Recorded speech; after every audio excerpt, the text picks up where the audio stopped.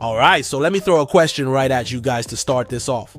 How in the world is Marvel pulling off a movie as massive as Avengers Doomsday when the script still wasn't locked while cameras were already rolling? That sounds insane, right? We're talking about one of the biggest cinematic events they've been hyping since Endgame, and yet reports are saying they literally began production without having the full narrative figured out. If that doesn't raise eyebrows, I don't know what will. Welcome back to Hollywood Latest Updates. I'm Luke Harrison, and today we're diving deep into what could very well be one of the riskiest creative choices Marvel has ever taken. Or maybe, just maybe, the most genius gamble of the entire MCU era. I've been keeping up with the leaks, the trade reports, the whispers from the set, and I can tell you now this isn't just your typical behind-the-scenes mess. This is a full-on case study in how modern blockbuster filmmaking has shifted away from story-first storytelling into spectacle-first engineering. And I want to break it down for you piece by piece, because once you really see what's happening here, it might change the way you look at the entire MCU going forward. The craziest part about this is that it's not even the first time Marvel has gone this route. They've done it before, sure, but not at this scale. What we're hearing is that Marvel mapped out the major battles and crossover moments they wanted. Things like the rumored Fantastic Four clashing with the Fox-era X-Men, or Dr. Doom reportedly going toe-to-toe with the Thunderbolts before they actually knew how to weave those into a coherent story. Think about that for a second. Normally in storytelling, you want the emotional journey, the character arcs, the theme, all that foundational stuff set first. Instead, Marvel seems to have flipped the process upside down. They built the action set pieces like giant tentpoles, and now they're sewing fabric between them, hoping it holds together. I've got to be honest with you guys, I find that fascinating, but also a little terrifying. Because what if those narrative stitches tear under the weight of these oversized battles? The result could be groundbreaking, or it could be a total Frankenstein monster of a movie. And I don't say that lightly. When I first read about this shoot action first, fill in story later process, my brain immediately jumped to what happened with Captain America, Brave New World. That film notoriously had to undergo massive reshoots because entire portions of the narrative just weren't working. And when you start having to redo action scenes, that's when the budget balloons out of control. Marvel can afford it. They've got Disney's deep pockets behind them, but money doesn't automatically buy coherence. It only buys time. And sometimes not even enough of that. Now, Marvel execs have defended this way of working by saying they know the beats they need to hit. Kevin Feige even described the on-set script refinement as plussing every day, which sounds nice in a PR interview, but basically translates to we're still figuring this out as we go. And if that doesn't scream high-stakes improvisation, I don't know what does. As a fan, it makes me both excited and nervous. Because yes, improv filmmaking can lead to some happy accidents and bold choices, but it can also crash into narrative chaos real quick. Another layer to this puzzle is Michael Waldron's involvement. For those of you who don't know, Waldron is the guy behind Loki and Doctor Strange in the multiverse of madness. He's been parachuted in to help Stephen McFeely wrangle this script into shape. And if anyone knows how to juggle multiverse craziness, it's Waldron. But let's not ignore the fact that Doctor Strange 2 also faced heavy criticism for being overstuffed and somewhat incoherent despite its flashy visuals. Waldron's style leans into chaos, which can be brilliant in small doses, but when you're orchestrating a movie with the Avengers, Fantastic Four, X-Men, Spider-Man, Wolverine, the TVA, and Dr. Doom all in the mix, you're not juggling three balls anymore. You're juggling flaming chainsaws blindfolded. My gut tells me Marvel is leaning on Waldron because they know he thrives in this messy playground. The big question is, can he actually find the connective tissue that makes audiences care about these mashups beyond just, oh cool, Spider-Man and Wolverine are in the same frame?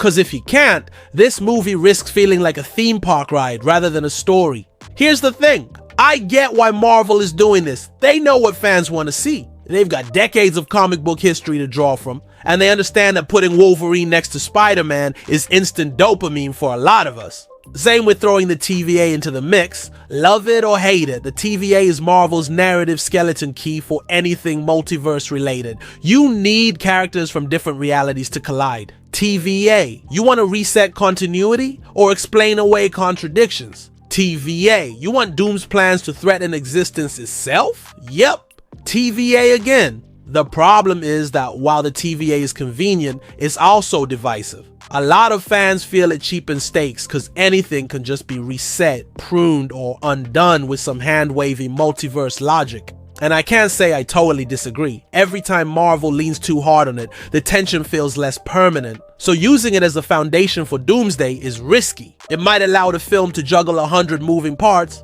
but it could also leave audiences feeling like nothing actually matters. What really strikes me here is how much of this feels like engineered fan service. When I hear about an X-Men vs. Fantastic Four battle being one of the first things shot, I can't help but think Marvel is prioritizing spectacle over substance. And don't get me wrong, I'll be the first to buy a ticket if I get to see Hugh Jackman's Wolverine snarling across from Reed Richards. That's a once-in-a-lifetime type of matchup. But if the movie is just a string of wouldn't it be cool if moments glued together with thin logic, it's not going to have the staying power of something like Infinity War. Remember, Infinity War was insane in scope, but it worked because Thanos' story gave it weight. The stakes felt real. What I worry about is that Doomsday will treat Doom less as a character and more as a boss fight level. Like he's just there to give all these heroes something to punch rather than to actually be explored as the complex villain he should be. I also think about Marvel's past experiments with this figure-it-out-later style of production. And one example that comes to mind is Star Trek, the motion picture. That film famously had its climax rewritten while shooting. And you know what? It turned out to be a classic, at least in my opinion, one of the most underrated sci-fi films of all time. So yes, sometimes lightning can strike when you build the plane while flying it. But for every motion picture, there are 5 examples of movies that collapsed under the weight of production chaos. The MCU has the advantage of resources, yes, but it doesn't have the same novelty it once did. Fans are no longer just impressed by the fact that all these characters share a screen. They want emotional resonance, payoff for years of investment, and a sense that the story is going somewhere meaningful. And that's what Marvel risks sacrificing if this approach goes off the rails. At the same time, I don't want to come across like I'm totally against what Marvel is attempting here. Part of me actually loves the audacity. I mean, think about it. Most studios wouldn't dare launch into production without a finished script. Not for a tentpole of this scale. It's like jumping off a cliff and building your parachute on the way down. And maybe Marvel is confident enough to do it because they've been here before. They've earned billions from this formula, and even their weaker entries still make hundreds of millions worldwide. So from their perspective, why not gamble? Why not prioritize the spectacle first when that's what they know audiences will talk about? If the emotional depth comes later, great. If not, they've still delivered the fireworks show. The cynic in me says that's enough for them, but the film fan in me desperately hopes they aim higher than that. What excites me most though is Doom himself. Because if Doomsday is going to work, it won't be because Wolverine and Spider-Man shared a frame or because the TVA dropped some techno-babble about branching timelines. It'll be because Doom was done right. He has the potential to carry the kind of gravitas that Thanos did, maybe even more. Because Doom isn't just raw power. He's intellect, he's charisma, he's tragedy. If they reduce him to a punching bag, this whole experiment collapses. But if they nail him, if they give us a Doom who feels inevitable, whose philosophy clashes with every hero he faces, then all of this messy production could be forgiven. And that's why I'm sticking with cautious optimism here. Because as messy as it sounds, Marvel knows how important this movie is. They're not just making another installment, they're setting up the tone for the next era of the MCU. The thing about Marvel's decision to shoot Doomsday the way they are is that it says more about the current state of Hollywood than it does about this one movie. We're watching a shift where studios care less about the traditional art of storytelling and more about engineering a product that maximizes audience retention. I know that sounds harsh, but think about how much of modern blockbuster filmmaking is designed almost like content for streaming rather than like a film in the classical sense. When you lead with action set pieces and then stitch the story around them, what you're really saying is the scenes themselves are the product. The connective tissue is just filler. And that's fascinating because when Marvel first launched the MCU, it was the opposite. It was about building characters carefully. Iron Man, Thor, Cap, before throwing them together in Avengers. Now it feels like the formula has flipped. Throw everyone together first, then scramble to make it feel like it matters afterward. And that's why I think Doomsday could be a turning point.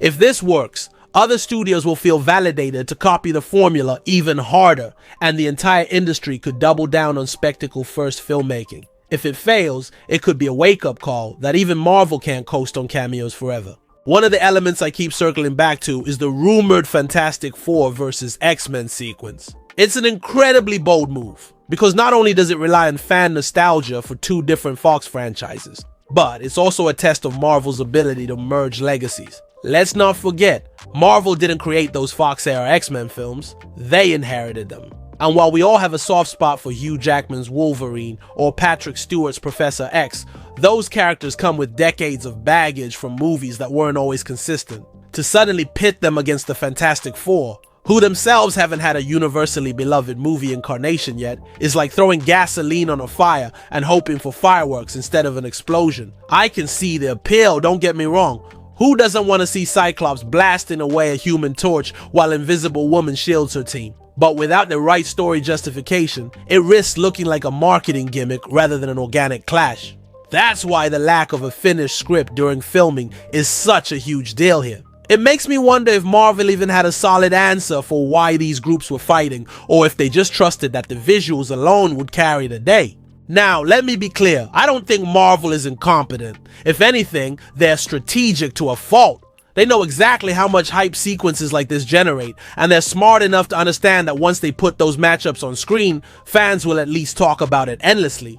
That's marketing gold. But I also can't shake the feeling that there's a line between hype and fatigue. You can only rely and look at these characters together for so long before people start asking, okay, but why does it matter? We've already seen signs of this with Quantumania, a multiverse of madness. Both movies promised wild crossover potential, but when audiences walked out, many felt like the core story was thin.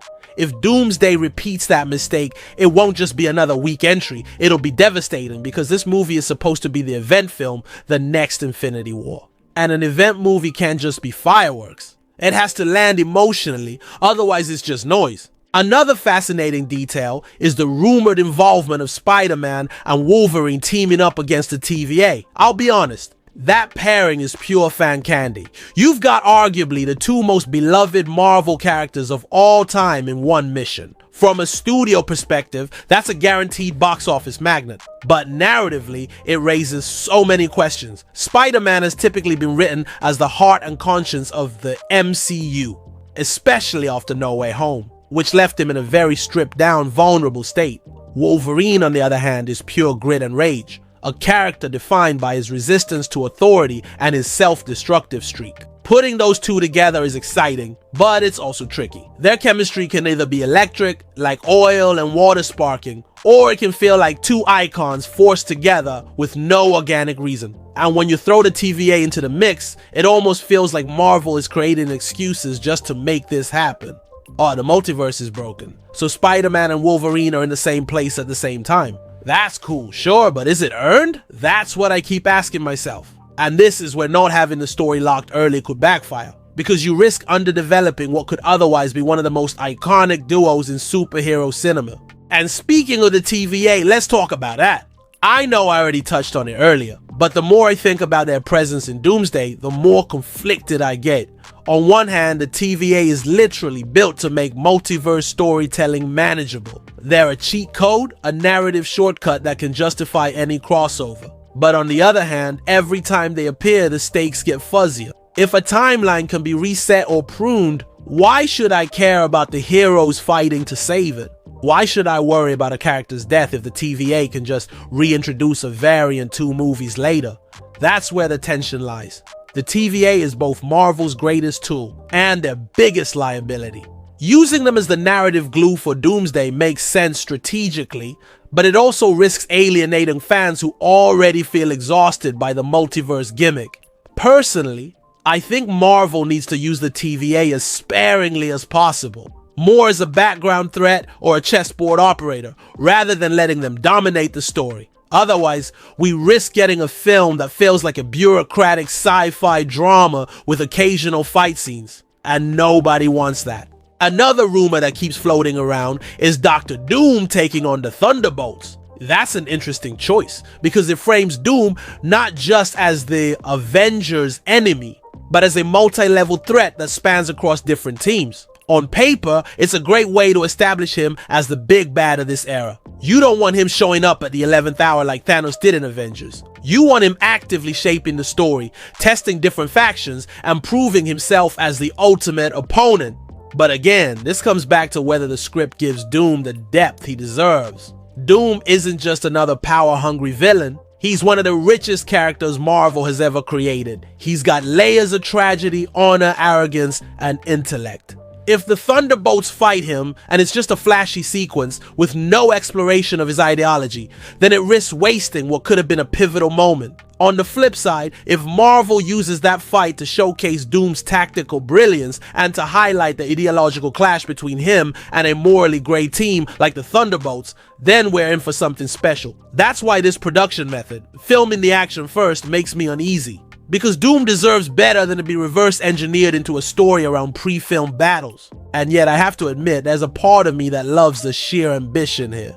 Even if it's messy, even if it's stitched together like patchwork, the idea of putting all these factions, characters, and legacies on the screen together is undeniably exciting. It's fan fiction come to life. And sometimes that's exactly what people want. The MCU has always walked the line between fan service and storytelling, and Doomsday looks like the ultimate test of that balance. If Marvel can make this work, they'll prove that spectacle and substance don't have to be mutually exclusive. But if they stumble, it could be the clearest sign yet that the MCU's golden age has truly passed. And that's why, as someone who loves this franchise but isn't afraid to call out its flaws, I find Doomsday so fascinating. It's more than just another Avengers movie. It's a reflection of where Marvel is as a studio, where Hollywood is as an industry, and where audiences are in terms of what we expect from blockbusters. The deeper I dig into this whole production mess, the more it feels like Marvel is caught between two very different philosophies of filmmaking.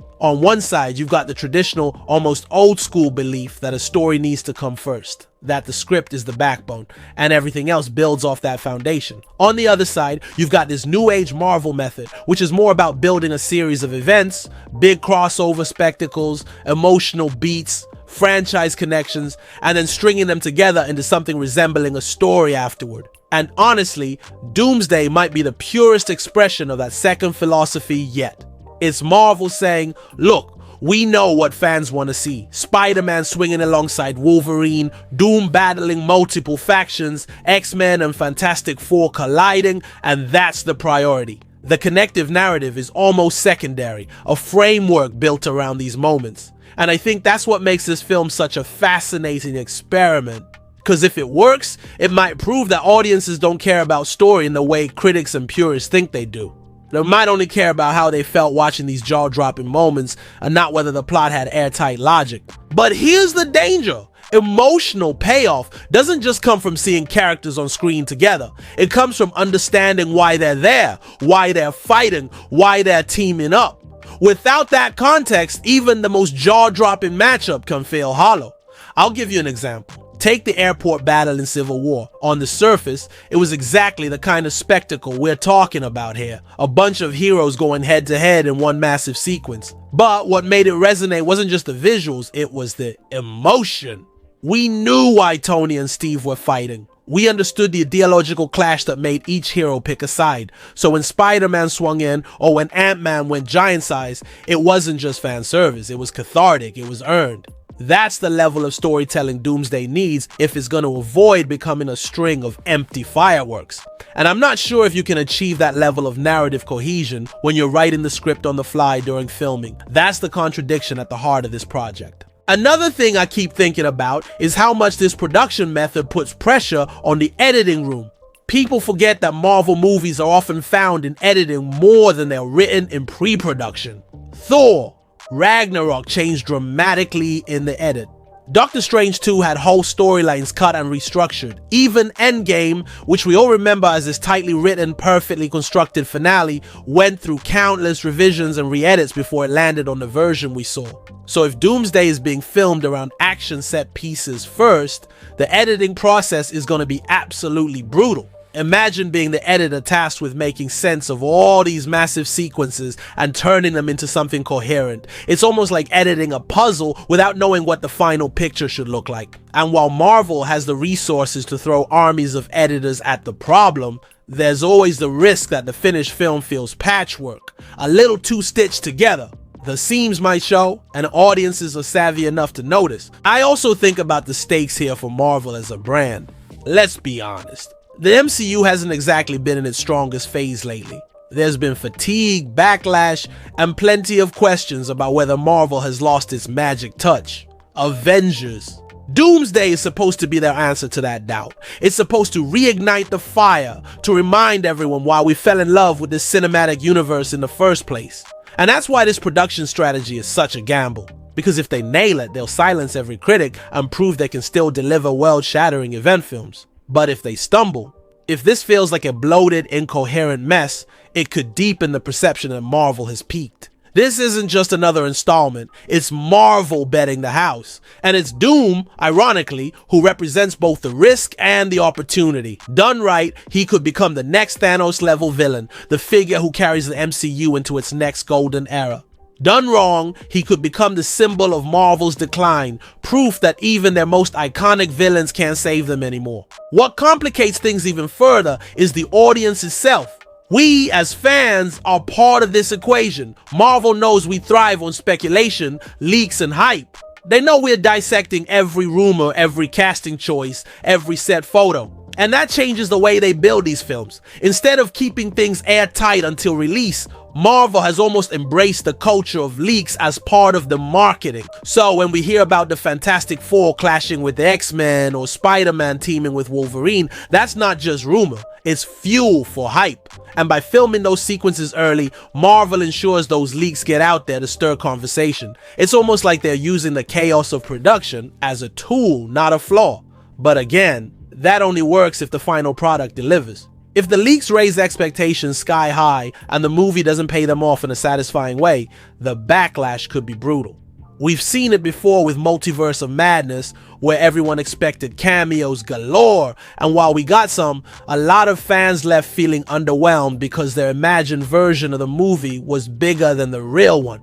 Doomsday risked the exact same problem, only on a much larger scale. And then there's the big meta question. Are we as fans partially to blame for this shift in filmmaking? I mean, let's be honest. Marvel knows what we click on, what we theorize about, what we make viral on social media. They know we go crazy for leaks about character matchups. So is it any wonder they're now structuring movies around those moments? In a way, this production method is the logical result of the fandom culture Marvel itself cultivated. We wanted bigger crossovers, wilder cameos, more connections. And now that we're getting exactly that, we're worried it might be hollow. It's almost poetic, isn't it? The thing we demanded might be the thing that breaks the magic. That's why I think Doomsday is going to be so fascinating. Not just as a movie, but as a cultural event. It's going to reveal whether audiences truly value story above all else, or whether we're perfectly content with spectacle if the spectacle is big enough. At the center of it all, though, is Dr. Doom. I can't stress enough how pivotal he is. Unlike Thanos, Doom has the advantage of being human.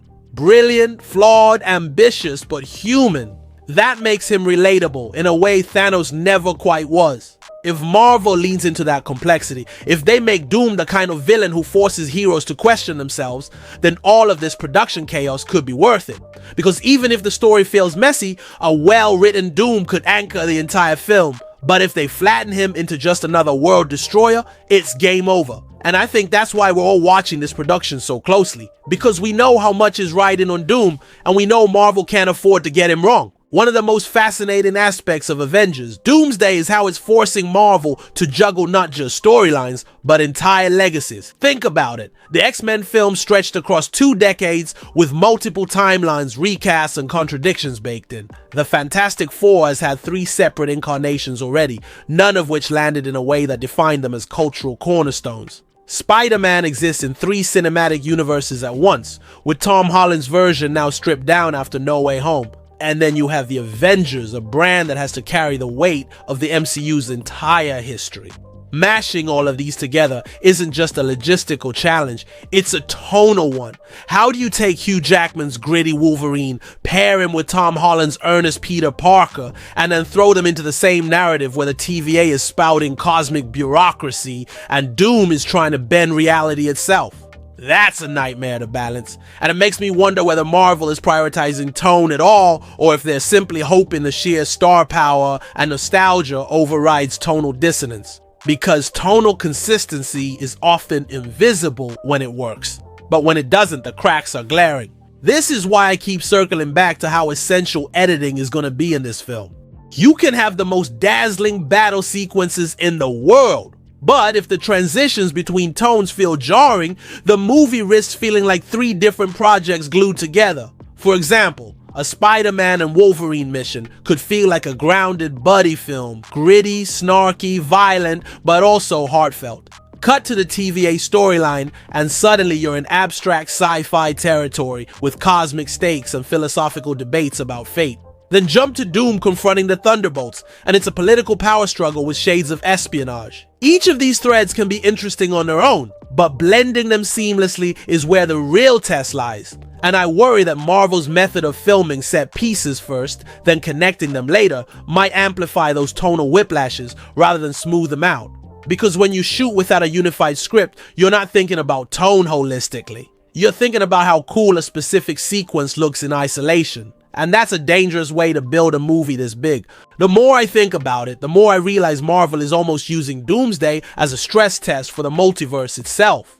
Up until now, the multiverse has been teased in shows like Loki and What If, or dipped into in No Way Home and Doctor Strange 2. But those were relatively self-contained experiments compared to this. Doomsday is the full dive, the moment where Marvel puts every card on the table and says, okay, let's see how far this concept can really go.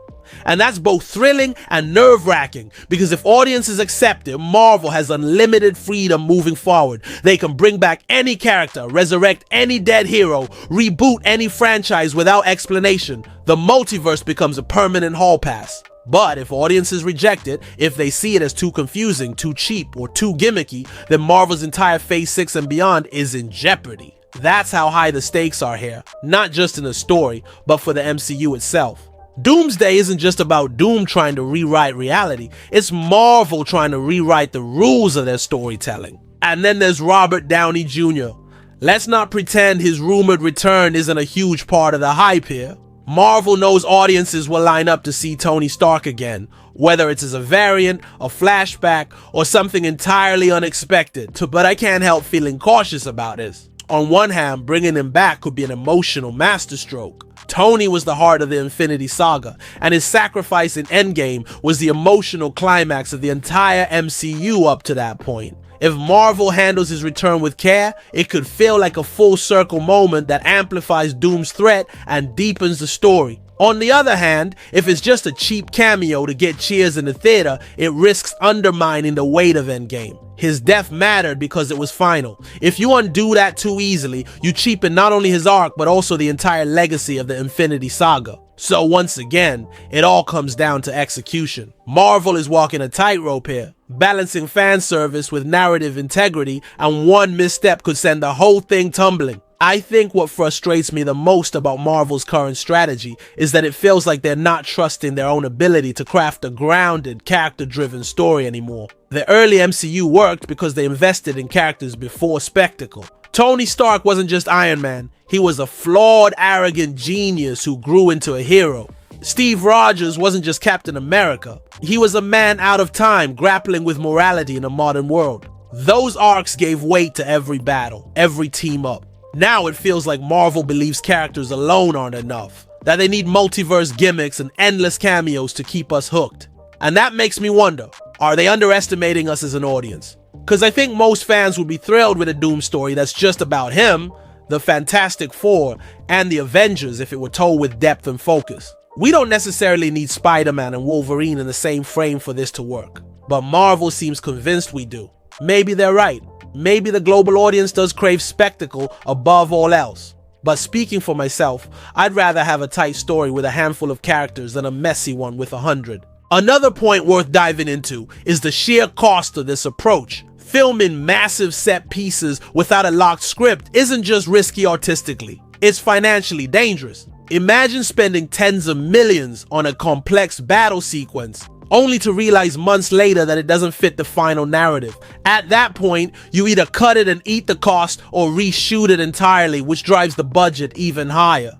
We already saw something similar with Brave New World, where so much had to be reshot that the budget ballooned. If Doomsday faces that same problem, we could be looking at one of the most expensive films ever made. And while Marvel can probably afford it, the question is, should they? At what point does spectacle-first filmmaking become unsustainable? Not just artistically, but economically. Hollywood is already under immense pressure with budgets skyrocketing and box office returns shrinking post-pandemic. If Marvel normalizes this chaotic method, other studios might copy it, and the industry could find itself in a financial arms race it can sustain. So in that sense, Doomsday isn't just a test for Marvel's storytelling, it's a test for the very economics of blockbuster filmmaking. All of this makes me reflect on why I care so much about this project in the first place. It's not just because I'm a Marvel fan, it's because I see Doomsday as a mirror of the industry at large. Hollywood has always balanced art and commerce, but rarely have we seen that balance tip so far toward commerce that story becomes almost an afterthought. And that worries me, because movies aren't just products, they're cultural artifacts. They shape how we think, how we feel, how we imagine the world. When you strip story down to connective filler between action sequences, you risk losing that cultural impact. And maybe audiences won't notice right away. Maybe the box office will still be massive and fans will cheer in theaters for every cameo. But years from now, when we look back, will Doomsday be remembered as a great film or just as a loud, expensive collage of cool moments? That's the question I keep asking myself. And it's why I can't stop dissecting this movie even before it's finished. Because it's not just another blockbuster, it's a litmus test for where cinema is headed. The more I break this down, the clearer it becomes that Avengers Doomsday isn't just a film, it's a crossroads. On one path, it could reaffirm Marvel's dominance, showing they can still pull off an interconnected event that feels larger than life, while giving us characters and stakes we actually care about. On the other path, it could expose the cracks in Marvel's current strategy and confirm what skeptics have been saying, that the MCU has become more machine than story, more spectacle than soul. And the weight of that crossroads falls squarely on how well they handle Dr. Doom. He's not just the villain of this film, he's the embodiment of the MCU's future. If Doom resonates, if audiences walk out quoting him, fearing him, debating him, then Marvel buys themselves another decade of goodwill. If he falls flat, then even the most spectacular battles won't save the perception that the MCU has lost its way.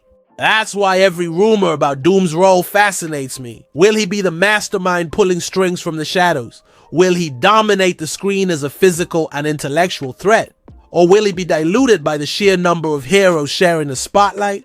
Marvel has to make him more than just another boss fight. They have to make him unforgettable. And I think that's what makes this production strategy so unnerving. Because Doom is exactly the kind of character who demands nuance. He's a man of science and sorcery, a ruler and a revolutionary, a hero in his own mind and a villain in everyone else's. That duality requires careful writing, and careful writing usually means time. But if Marvel is cobbling this script together while filming, is Doom getting the attention he deserves? Or is he being retrofitted into pre-shot set pieces? That's the danger. Doom shouldn't just be an excuse for fan service battles. He should be the beating heart of this entire multiverse saga. Imagine if Thanos had been introduced in Infinity War without the careful build-up across a decade, without the hints, the layers, the philosophy that made him more than a CGI brawler. That's the risk here. Marvel is trying to introduce Doom at lightning speed, and they don't have the luxury of years of setup. They're banking on Doomsday to do all the heavy lifting in one go, and that more than anything is why I'm nervous but intrigued. Still, even with all these risks, I can't deny how monumental this film feels. Just the sheer scope of it. The Avengers, Fantastic Four, X-Men, Spider-Man, Wolverine, Thunderbolts, the TVA, and Doom all colliding in one story. That's unprecedented. No other studio could even attempt something like this, and maybe that's Marvel's safety net. Even if the story ends up messy, the novelty of seeing all these icons together might be enough to carry it. We've seen this before with films like Spider-Man. No Way Home, where nostalgia and spectacle elevated what could have been a straightforward plot. Fans didn't just love it because the story was tight. They loved it because it gave them something they never thought they'd see on the big screen. Doomsday could pull off the same magic. Maybe the flaws won't matter if the highs are high enough. Maybe fans will forgive shaky connective tissue if they get to witness a moment like Spider-Man and Wolverine teaming up, or Doom standing victorious over multiple factions before the Avengers rally. Sometimes movies are judged less on their logic and more on the emotional memory they leave behind. And Marvel is betting everything on creating those kinds of memories. But here's the thing, Marvel can't keep playing that card forever. Cameos and team-ups work once, maybe twice. But audiences eventually demand substance. And that's where Doomsday could either set a dangerous precedent or serve as a course correction. If this film succeeds primarily on spectacle, Marvel might double down and continue making movies like this, stuffed with characters, light on story. If it fails, maybe they'll remember that audiences fell in love with the MCU because of character-driven arcs, not just multiverse gimmicks. Either way, Doomsday will shape the future of the franchise. And honestly, that's what makes it so fascinating for me to analyze. We're not just watching the build-up to a movie, we're watching the evolution of blockbuster filmmaking in real time. It's messy, it's risky, and it could change the industry depending on how it lands. That's why I'm both critical and hopeful. Because as much as I question Marvel's approach, I want this to succeed. I want to see Doom realized in all his glory. I want to walk out of that theater feeling the same awe I felt after Infinity War and Endgame. And maybe, just maybe, Marvel can still pull that off. So where does that leave us? Well, in a strange way, it leaves us in the same place Marvel is, waiting, speculating, piecing together fragments of information, and hoping it all adds up to something spectacular. We've seen the rumors, the leaks, the chaotic production reports, and we know the risks. But we also know Marvel has surprised us before. They've pulled coherence out of chaos, delivered emotional weight in the unlikeliest places, and given us moments that defined modern cinema. Avengers, Doomsday could be the culmination of everything that makes Marvel brilliant, or the ultimate example of how far they've drifted from what made them great in the first place. Either way, it's going to be a spectacle worth watching, both on screen and behind the scenes. And as always, I'll be right here breaking it all down for you guys as it unfolds. Thanks so much for sticking with me through this deep dive. If you enjoyed this breakdown and want to stay updated on all things Marvel, don't forget to like, share, and subscribe to Hollywood Latest Updates. I'm Luke Harrison, and if you want to directly support our work, please consider using the Super Thanks option. Every bit helps, and even $20 goes a long way toward keeping these breakdowns coming. Until next time, keep questioning, keep speculating, and I'll catch you in the next video.